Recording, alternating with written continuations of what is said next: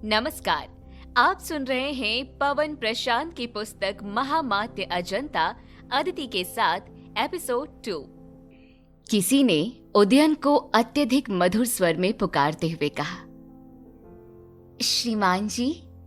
ये सुनते ही उदयन ने शीघ्र अपने पीछे देखा तो वह पुनः आश्चर्यचकित रह गया, क्योंकि उसकी दृष्टि के सम्मुख वही व्यक्ति खड़ा था जिसे कुछ क्षण पहले उसने देखा था।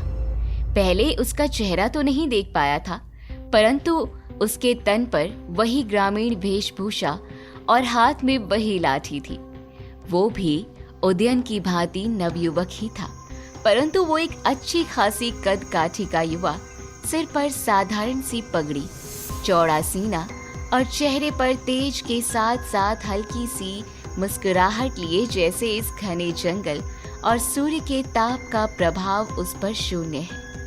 ये जंगल और यहाँ का वातावरण उसके लिए अपरिचित नहीं है। वो अत्यधिक सुकून भरी सांसें ले रहा था, आंखों में चमक और आत्मविश्वास के साथ। उसे देखकर अपने विशिष्ट उद्देश्य की पूर्ति के लिए यात्रा पर निकला उदयन अपने स्थान से खड़ा हो गया और उसने ग्रामीण नवयुवक से कहा, जी कहिए। ये सुनकर ग्रामीण नवयुवक ने फिर से मुस्कुराते हुए कहा, श्रीमान जी, मैं चरवाहा हूँ। अभी कुछ देर पहले तक मेरी भेड़ें और बकरियां मेरे साथ थी।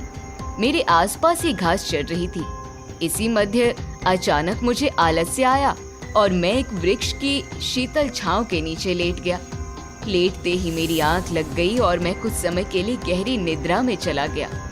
परंतु जब मेरी आंख खुली तो देखा कि मेरी भेड़ें और बकरियां गायब हैं। मैं उन्हें दूर दूर तक ढूंढ आया, परंतु अभी तक मिली नहीं। क्या आपने किसी मार्ग पर आते हुए उन्हें कहीं घास चरते हुए देखा है?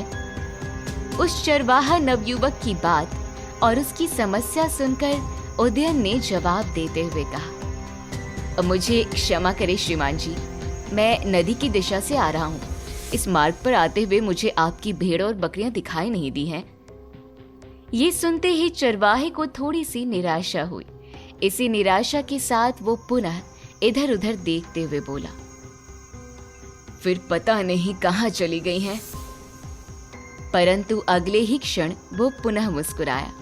उसने उदयन को कुछ क्षणों तक देखा और देखकर पुनः पूछते हुए कहा, मैंने आपको यहाँ प्रथम बार देखा है।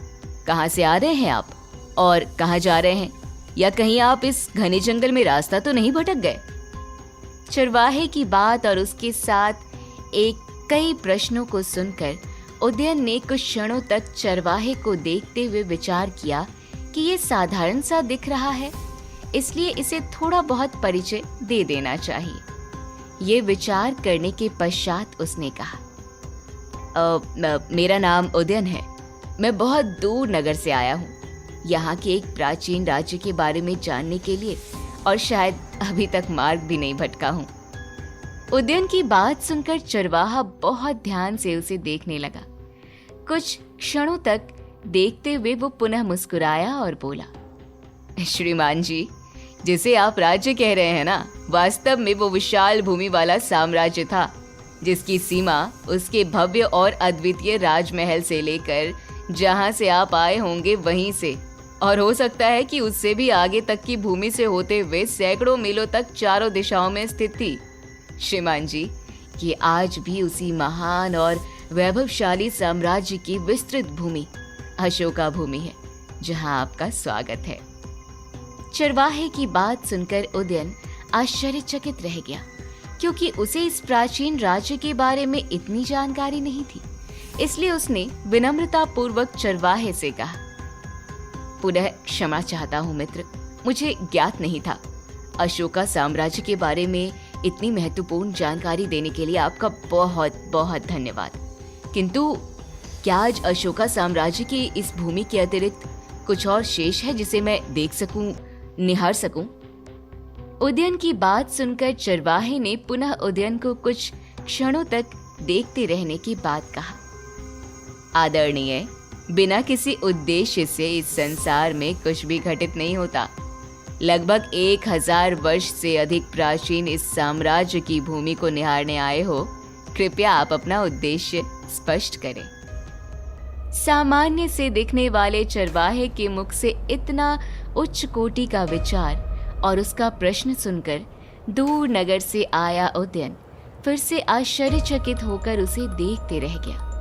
देखता इसलिए भी रह गया कि उदयन यहाँ आने का अपना उद्देश्य चरवाहे को स्पष्ट नहीं कराना चाहता था, क्योंकि उदयन की इस यात्रा का सत्य तो कुछ और ही था।